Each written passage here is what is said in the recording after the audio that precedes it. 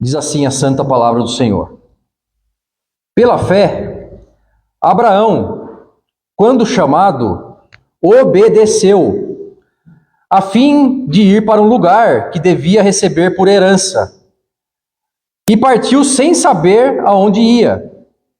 Pela fé, peregrinou na terra da promessa, como em terra alheia, habitando em tendas com Isaque e Jacó, herdeiros com ele da mesma promessa, porque aguardava a cidade que tem fundamentos, da qual Deus é o arquiteto e edificador.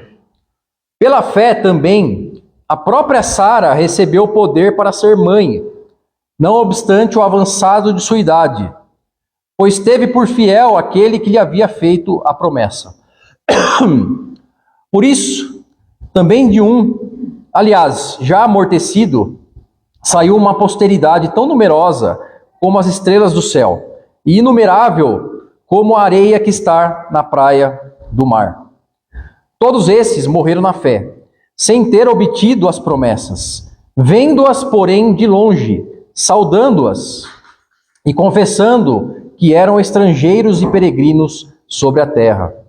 Porque os que falam desse modo manifestam estar procurando uma pátria. E, se, na verdade, se lembrassem daquela de onde saíram, teriam a oportunidade de voltar. Mas agora aspiram a uma pátria superior, isto é, celestial. Por isso, Deus não se envergonha deles, de ser chamado seu Deus, porquanto lhes preparou uma cidade. Pela fé, Abraão, quando posto à prova, ofereceu Isaque. Estava mesmo para sacrificar o seu unigênito, aquele que acolheu alegremente as promessas, a quem se tinha dito: em Isaque será chamada a tua descendência. Porque considerou que Deus era poderoso até para ressuscitá-lo dentre os mortos, de onde também figuradamente o recobrou. Pela fé, igualmente, Isaque abençoou a Jacó e a Esaú, acerca das coisas que ainda estavam por vir. Pela fé, Jacó, quando estava para morrer, abençoou cada um dos filhos de José, e apoiado sobre a extremidade do seu bordão, adorou. Pela fé, José, próximo do seu fim, fez menção do êxodo dos filhos de Israel, bem como deu ordens quanto aos seus próprios ossos. Vamos orar, meus irmãos, mais uma vez. Curva sua cabeça, feche seus olhos. Senhor, nosso Deus e Pai, em nome de Jesus, nós continuamos, Senhor, em espírito de adoração. A Tua palavra, Senhor, aqui está. A Tua palavra foi lida nesta manhã, Senhor. Nós precisamos da Tua palavra. Nós precisamos, Senhor, estamos sedentos de Te ouvir. E o Senhor fala através da Tua palavra. Senhor, nós pedimos, em nome de Jesus, que o Senhor fale conosco nesta manhã. Que a Tua palavra, Senhor, venha encontrar morada no nosso coração. Fala conosco, Pai, nesta manhã. Que o Senhor possa me usar, apesar das minhas dificuldades, das minhas deficiências, Senhor. E possamos, Senhor, ouvir a Tua voz. E possamos não só ouvir, mas guardarmos a Tua palavra no nosso coração. E praticarmos aquilo que ouvirmos nessa manhã, Senhor. É o que nós te pedimos e te agradecemos, Senhor, em nome de Jesus. Amém, amém. E amém.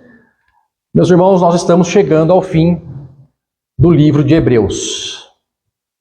Nós estamos no capítulo 11 e logo mais, se assim Deus quiser e permitir, nós chegaremos no capítulo 13, que é o último capítulo desse livro.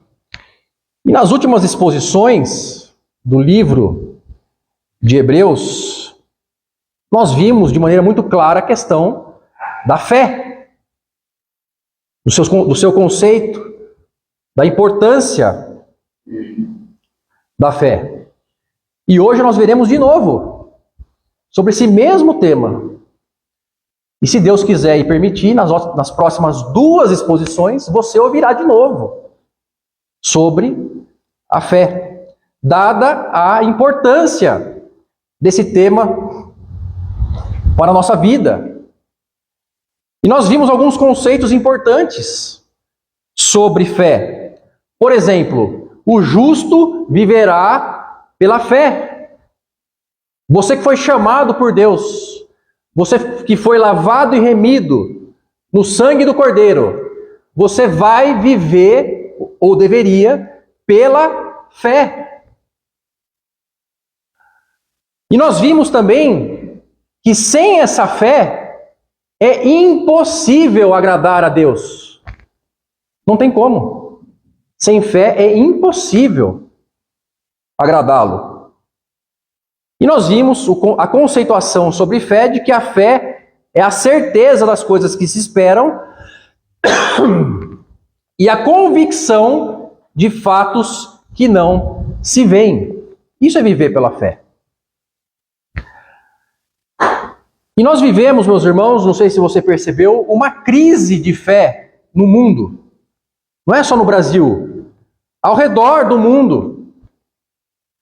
A Europa, meus irmãos, que foi berço da Reforma no século XVI e que viveu e que teve avivamentos, vive essa crise. Na Espanha, por exemplo, 2% se declaram cristãos. 2% de um país inteiro se declaram crentes em Jesus.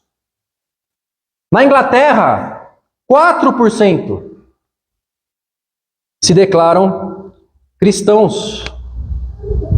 E essa crise, meus irmãos, tem como causa, em parte, o liberalismo. O que é o liberalismo? A Bíblia não é a palavra absoluta de Deus. O relativismo. Nós precisamos adaptar a Bíblia ao nosso contexto. Nós precisamos dar um jeitinho.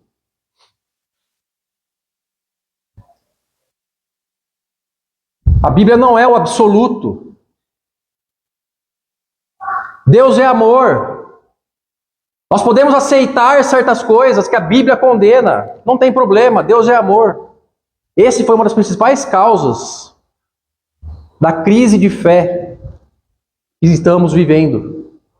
Outro dia eu estava ouvindo o reverendo Jonatas Bragato. Ele é um missionário lá na Inglaterra. Eu recomendo que você siga ele no Instagram. E ele fala exatamente isso, que a crise na Europa, e ele está na Inglaterra, não é o islamismo. Muita gente tem esse conceito errado. Os muçulmanos estão crescendo lá. Eles estão crescendo porque eles têm 10, 15 filhos. Não é esse o problema. Não é o ateísmo.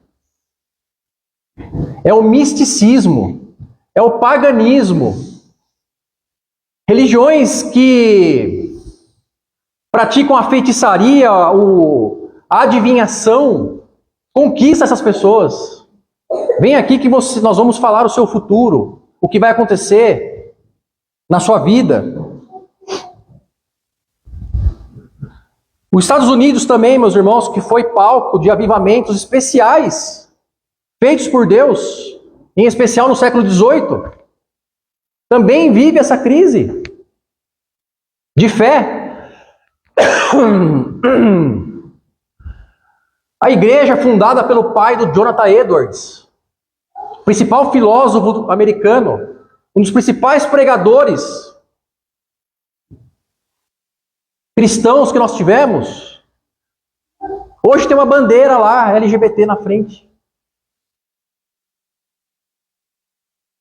O liberalismo. E hoje a gente vive esse mesmo cenário. Mas isso não é surpresa para você que conhece a palavra de Deus.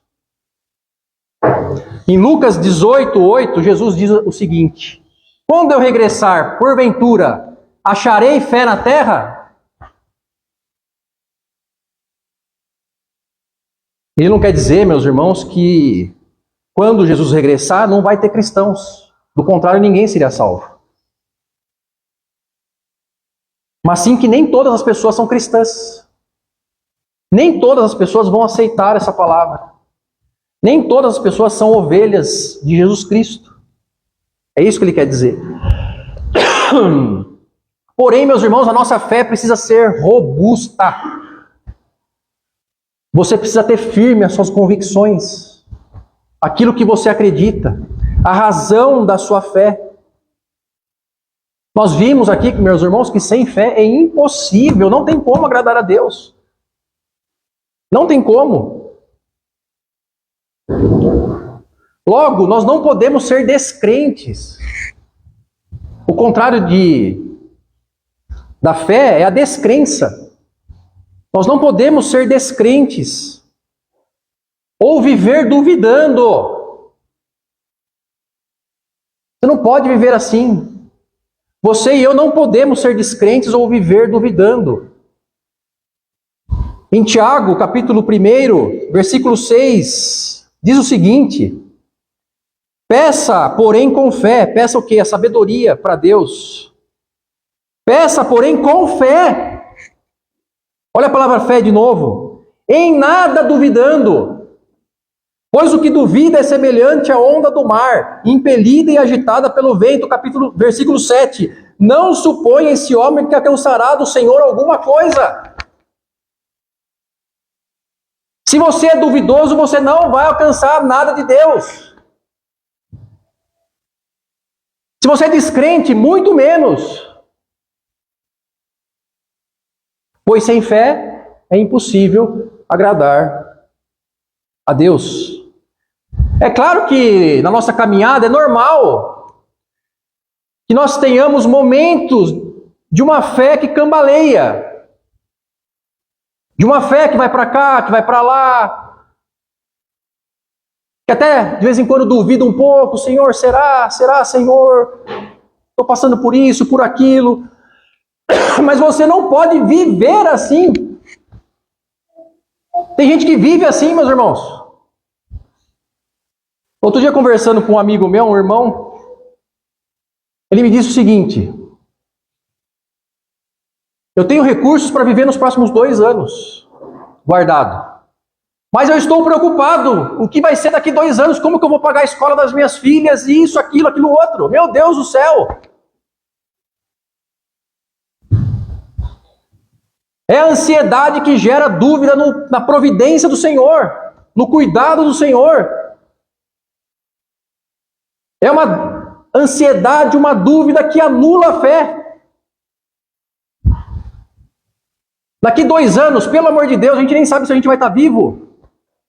Mas ele estava preocupado daqui 2 anos.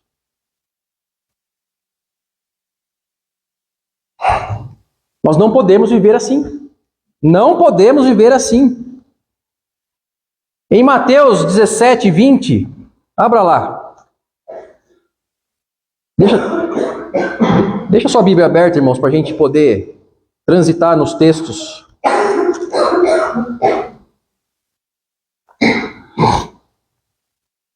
Mateus 17, 20. Jesus dizendo: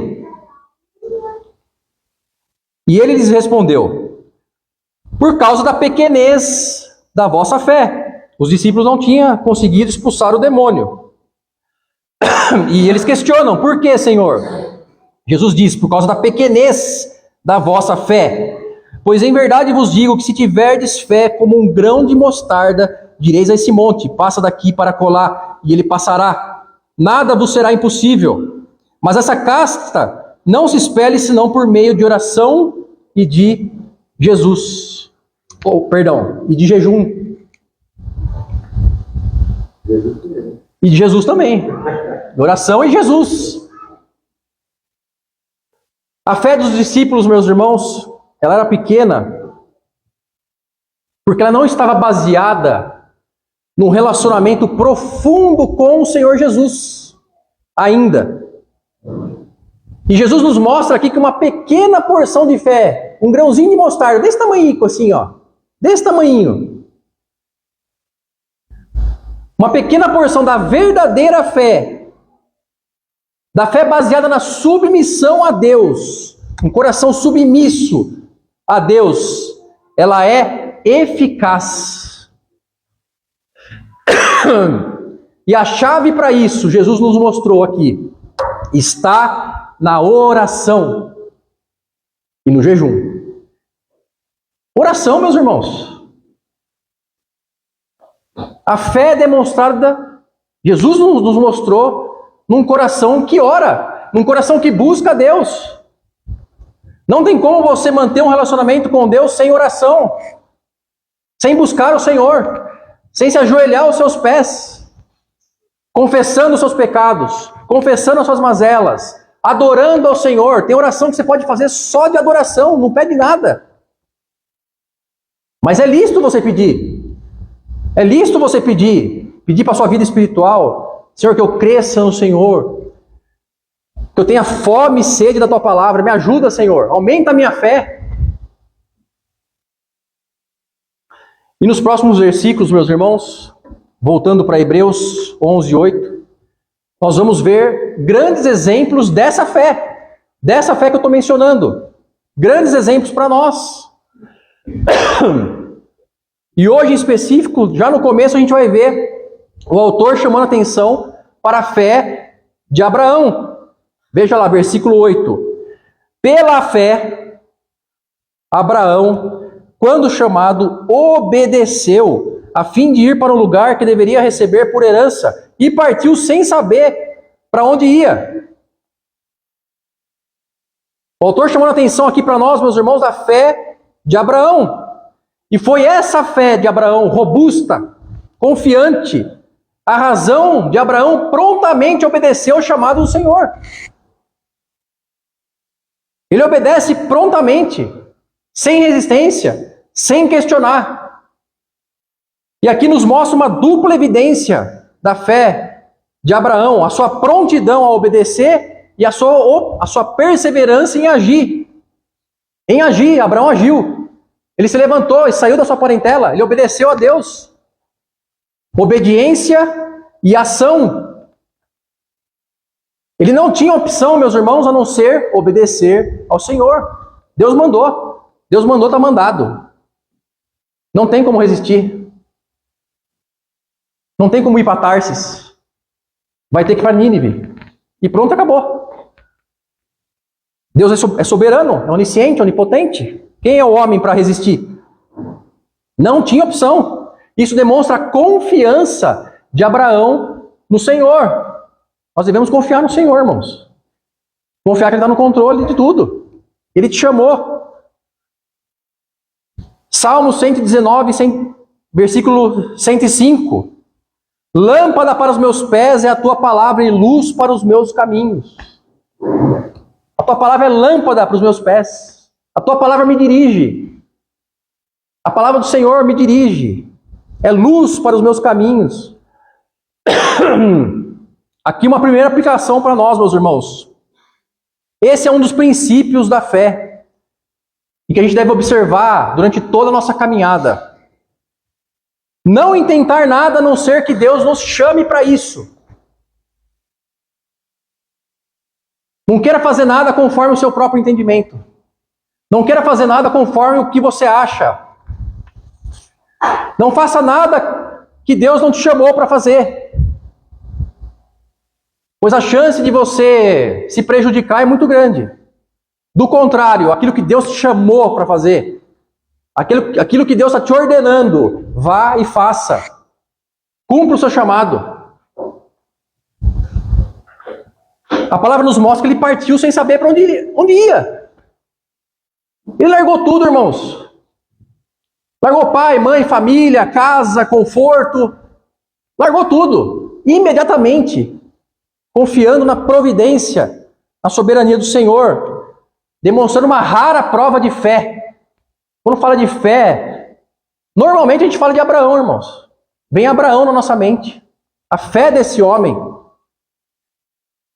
Deixou tudo que tinha em mãos em busca do desconhecido. Vá para um lugar que eu te mostrarei. Eu vou te mostrar ainda. Nem sabia para onde queria ir. E ele vai. Deus não lhe mostra o lugar. O amor pela sua terra natal, e a gente tem um amor pela nossa terra natal, não é verdade? Poderia ter freado Abraão, poderia ter criado uma resistência em Abraão. Poderia, mas não criou. Não se apegou a isso. Deus me chamou, eu vou, não interessa. Não interessa, Deus está comigo. Ele obedeceu. A sua fé o fortaleceu a romper esses obstáculos que às vezes nos prende. A gente fica apegado a coisas que nos segura, nos prende. E essa fé o conduziu para onde Deus o chamou.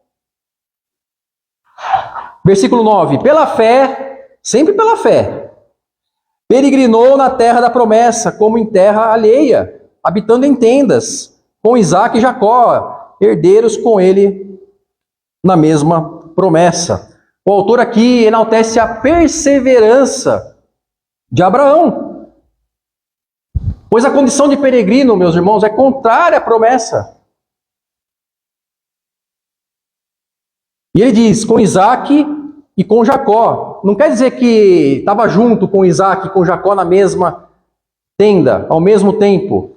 Mas nos mostra aqui a palavra, meus irmãos, que por 3 gerações, os herdeiros da terra viveram pela fé. Viveram pela fé. Versículo 10.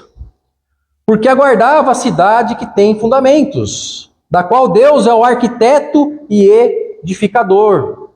Abraão, meus irmãos, olhou além de Canaã. Seus olhos não estavam postos nas coisas dessa terra, nas coisas materiais, mas para uma cidade permanente e celestial, fundamentada por Deus, projetada e construída por Deus. Veja a palavra, aguardava a cidade que tem fundamentos. O que é isso? Cidade que tem fundamentos, o céu. O céu. Abraão não estava olhando para Canaã, estava olhando para o céu, da qual Deus é o arquiteto e edificador. Abraão sabia que os bens materiais, essa terra, tudo é temporário, tudo é fugaz. E ele mantinha seus olhos da fé no céu que tem fundamentos eternos, criados por Deus.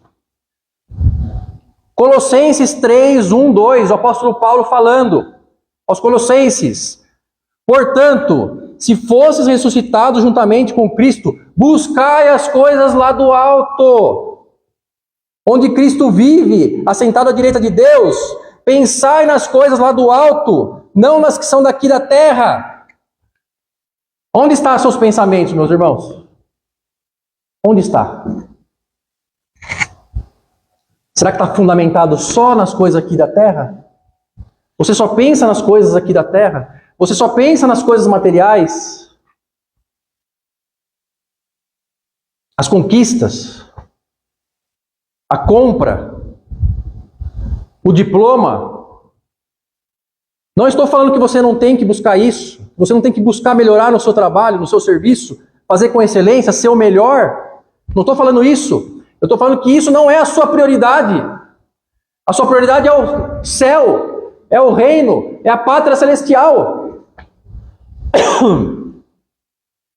Pensai nas coisas lá do alto, não nas que são daqui da terra. A palavra dizendo.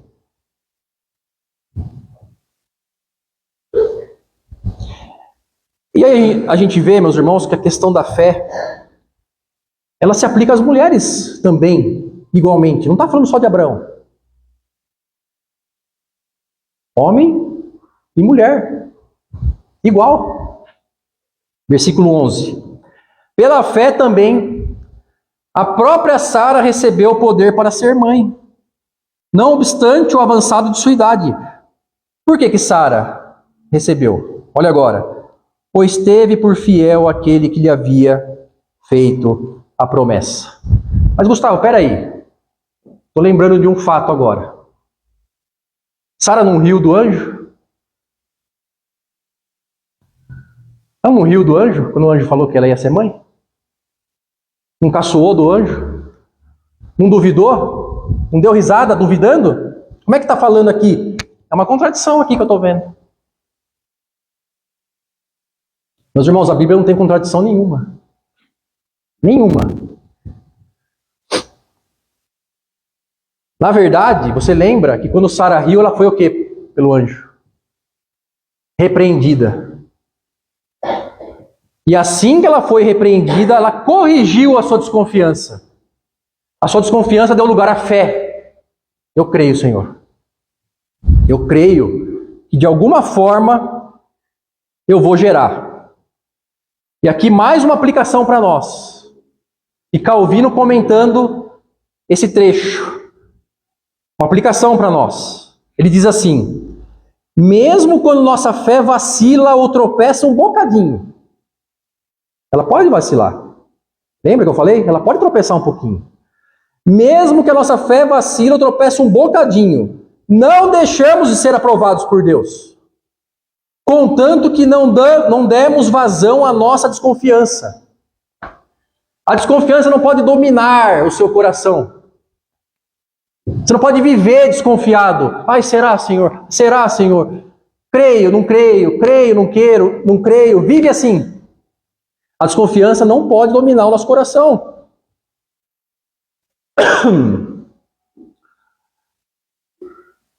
E o nascimento de Isaac mostra a fé, tanto de Abraão quanto de Sara. Eles eram uma só carne. Deixará o homem, seu pai e sua mãe, unir-se à sua mulher, e os dois formarão uma só carne. Era a fé dos dois. Os dois tinham essa fé.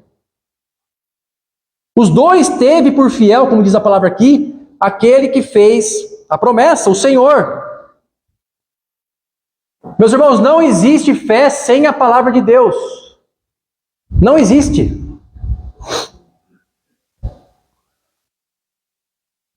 Romanos 10, 17.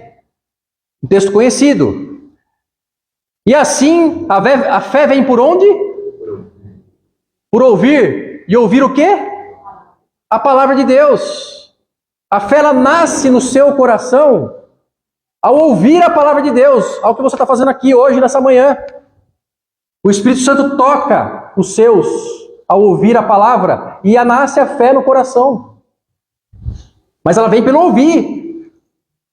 Pelo ouvir a palavra de Deus. E o curioso, meus irmãos, que essa fé deles é impressionante, irmãos.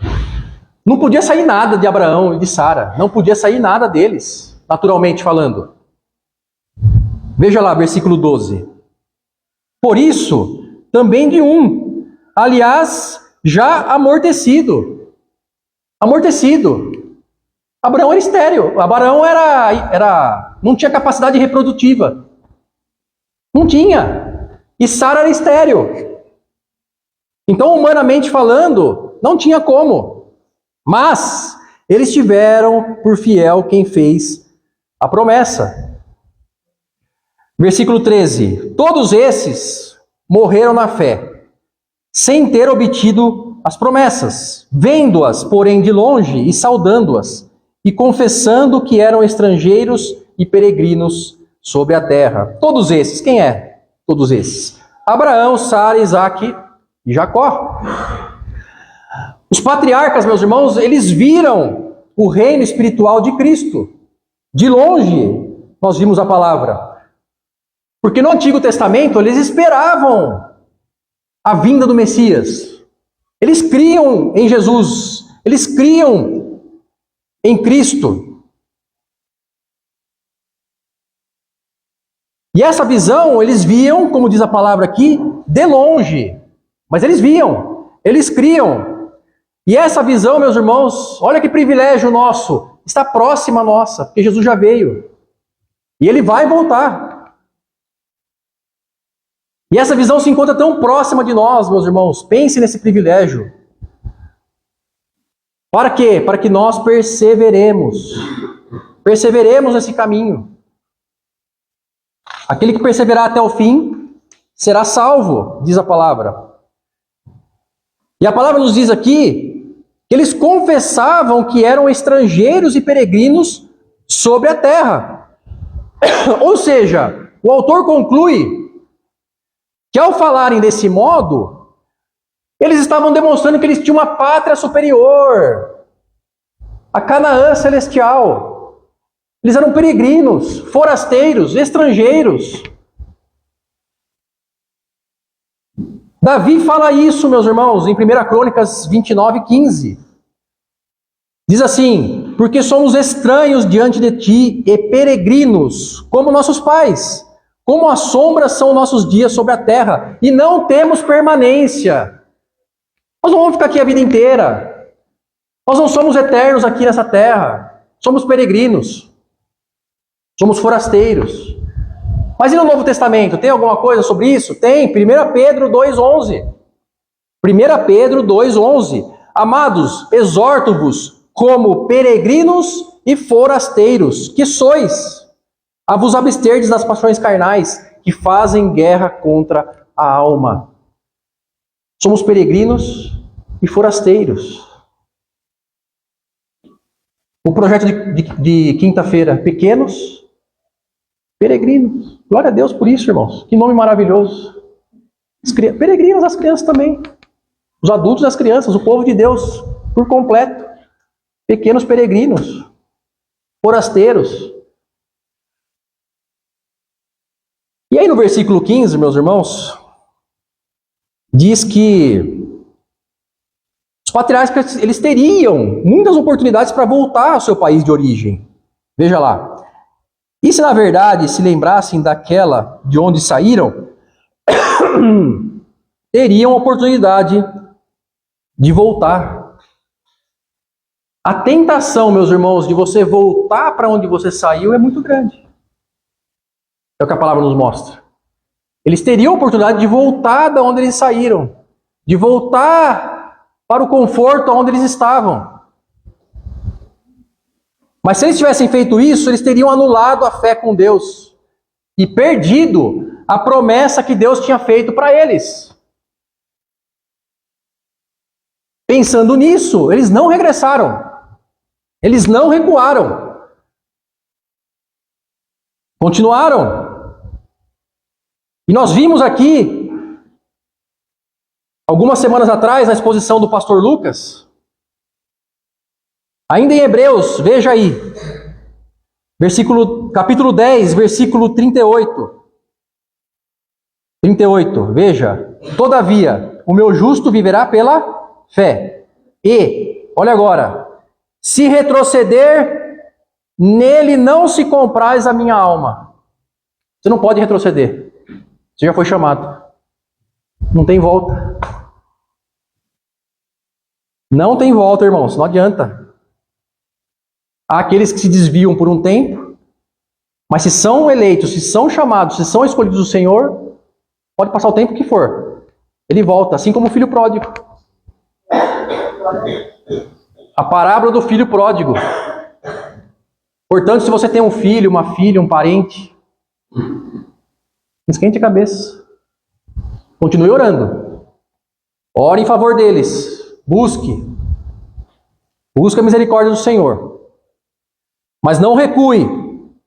Se retroceder, nele não se compraz a minha alma. E aí nós vemos que eles procuravam, então, uma herança celestial. O coração deles não estava nessa terra, irmãos. Assim como o nosso não deve estar. Versículo 16. Mas agora, olha aí a clareza do texto. Aspiram a uma pátria superior. Isso é, celestial. Por isso Deus não se envergonha deles, de ser chamado seu Deus, porquanto lhes preparou uma cidade. Eles procuravam uma herança celestial, eles procuravam uma vida eterna com Deus, irmãos. Mateus 6,33, Jesus fala isso. Buscar em primeiro lugar o reino de Deus e a sua justiça. Aí eu faço novamente a pergunta. Será que a gente está pensando nas coisas espirituais? Ou estamos pensando nas coisas terrenas? Nosso coração está muito nessa terra ou nosso coração está no céu? Filipenses 3:20, o apóstolo Paulo falando sobre isso. Filipenses 3:20, presta atenção. Pois a nossa pátria está nos céus, de onde também aguardamos o Salvador, o Senhor Jesus Cristo. Louvado seja o nome do Senhor. A sua pátria não é aqui. Não faça grandes projetos. Não faça grandes planejamentos. Entenda que a nossa pátria está nos céus. Jesus Cristo, Mateus 6:20, ajuntais tesouros no céu, onde a traça não corrói e a ferrugem não corrói, ladrão não mina e rouba. É no céu.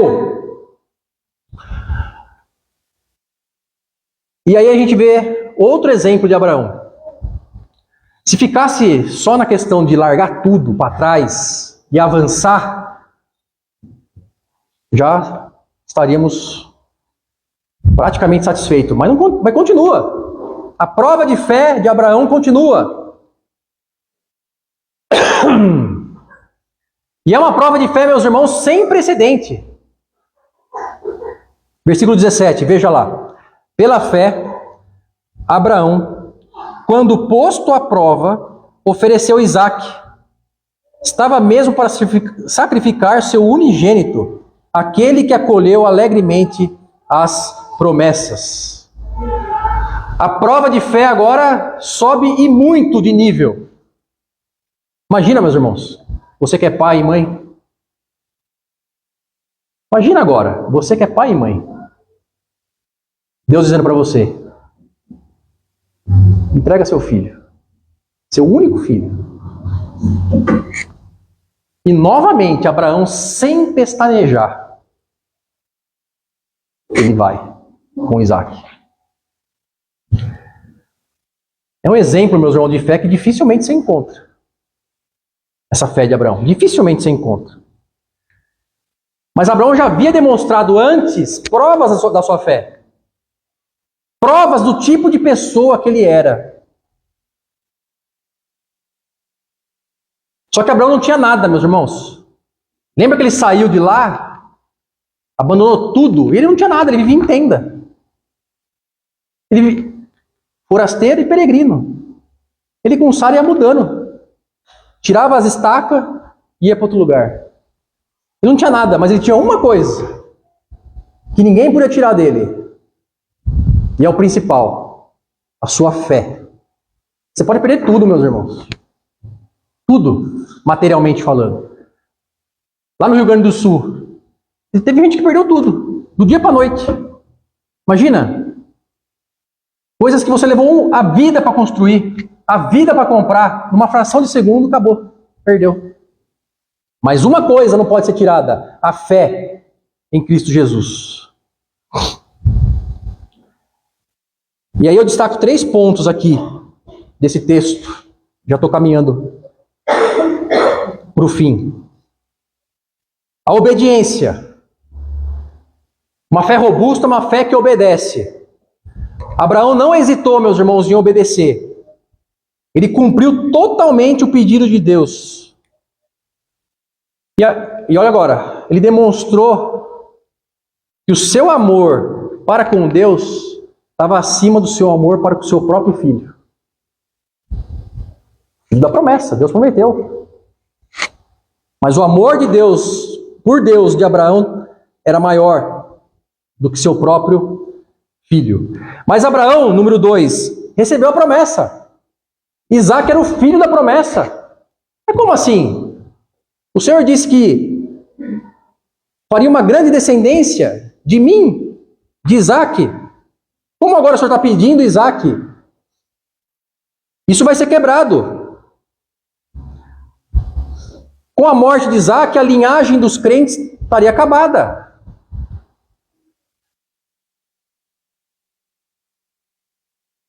E veja na palavra aqui, meus irmãos, que fala que Isaque era o seu primogênito. Mas primogênito não era Ismael? Não tinha Ismael nascido primeiro? Por que está falando aqui? Contradição. Não tem contradição, porque Isaac é o filho da promessa. Por isso o autor diz aqui que ele é o primogênito. E em terceiro lugar, Abraão confiava no poder de Deus. Confiava que Deus era poderoso. Ele creu que Deus ressuscitaria de alguma forma o seu filho Isaac. Porque Deus tinha feito a promessa, que era através de Isaac.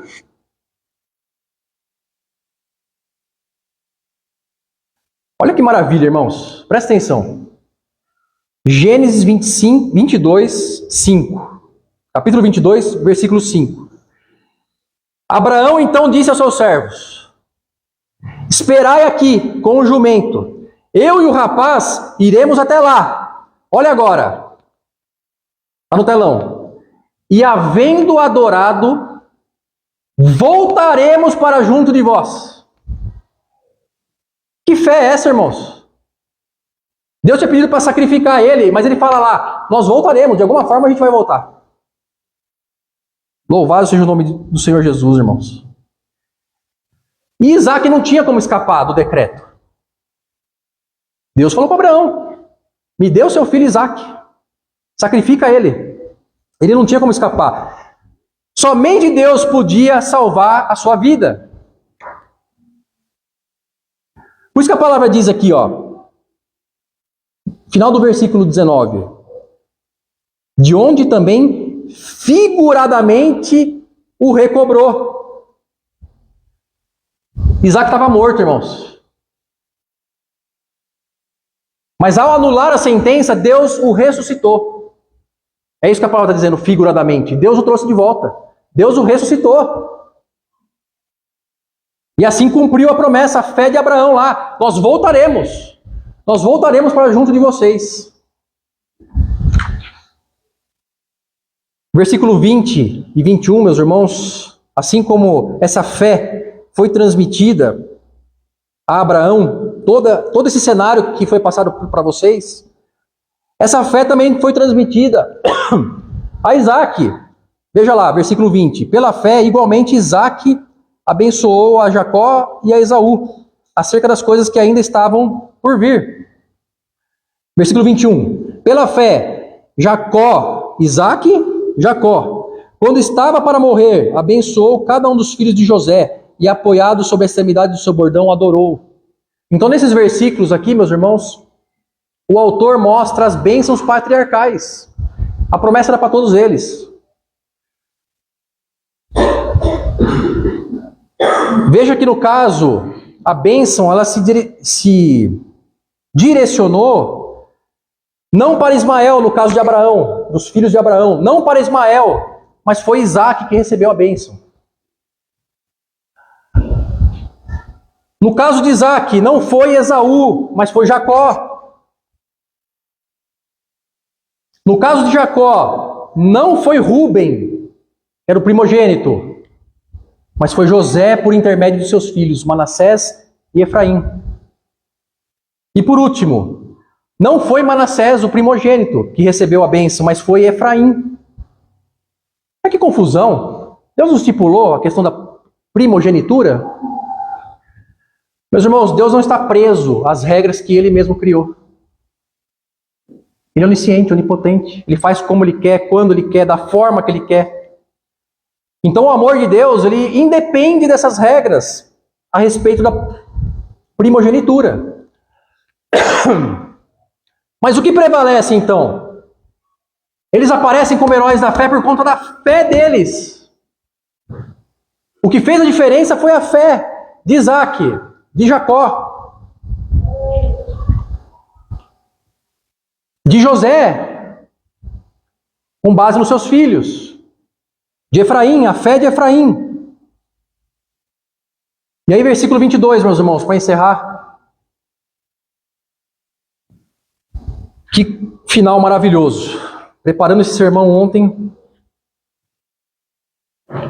Veja o que diz José, para encerrar. José, no final da sua vida. Gênesis 50, se puder colocar, para a gente encerrar. Gênesis 50, versículo 24. Está no telão. Disse José a seus irmãos: eu morro. Eu vou morrer. Porém, Deus certamente, guarda essa palavra, certamente, igual Abraão falou, certamente eu vou voltar com meu filho. Certamente vos visitará e vos fará subir dessa terra, para a terra que jurou dar a Abraão, a Isaque e a Jacó. Eu vou morrer, mas Deus vai tirar vocês desse lugar. Vocês vão para a terra que Deus jurou dar. Deus vai dar essa terra. Versículo 25. José fez jurar os filhos de Israel, dizendo: certamente, olha de novo, olha a fé dele. Certamente, Deus vos visitará, e fareis transportar os meus ossos daqui.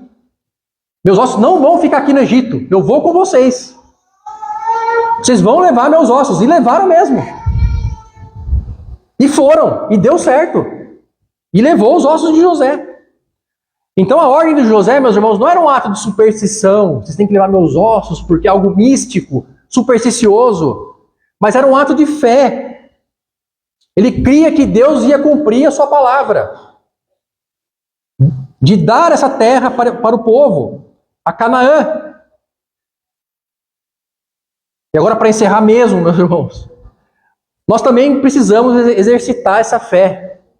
Essa mesma fé que você viu em toda essa exposição de Abraão, de Sara, dos patriarcas, você precisa exercitar essa fé na sua vida. É a mesma fé. Você precisa crer que você tem uma promessa. Não a Canaã lá do Oriente Médio, mas a Canaã celestial. Nós estamos caminhando rumo à Canaã celestial para se encontrar com Cristo.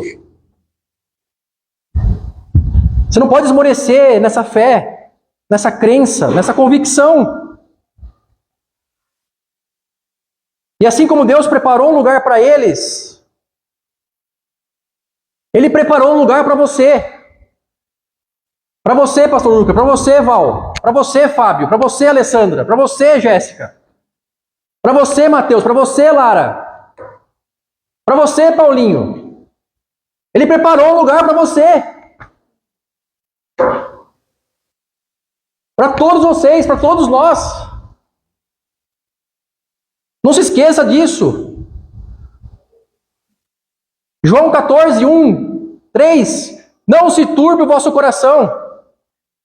Jesus dizendo: crede em Deus, crede também em mim. Na casa de meu pai há muitas moradas. Se assim não for, eu vou teria dito: vou preparar-vos um lugar. E quando eu for vos preparar um lugar, voltarei e vos receberei para mim mesmo. Eu vou receber vocês, para que onde eu estou esteja vós também. Ele quer estar com você. Ele quer estar com você. Ele preparou um lugar para você. Aonde Ele está, você estará também. Ele voltando, ou você morrendo. Imagina só, você morrendo e encontrando com Cristo, nesse lugar que Ele preparou. Louvado seja o nome do Senhor. Meus irmãos, que possamos guardar no nosso coração.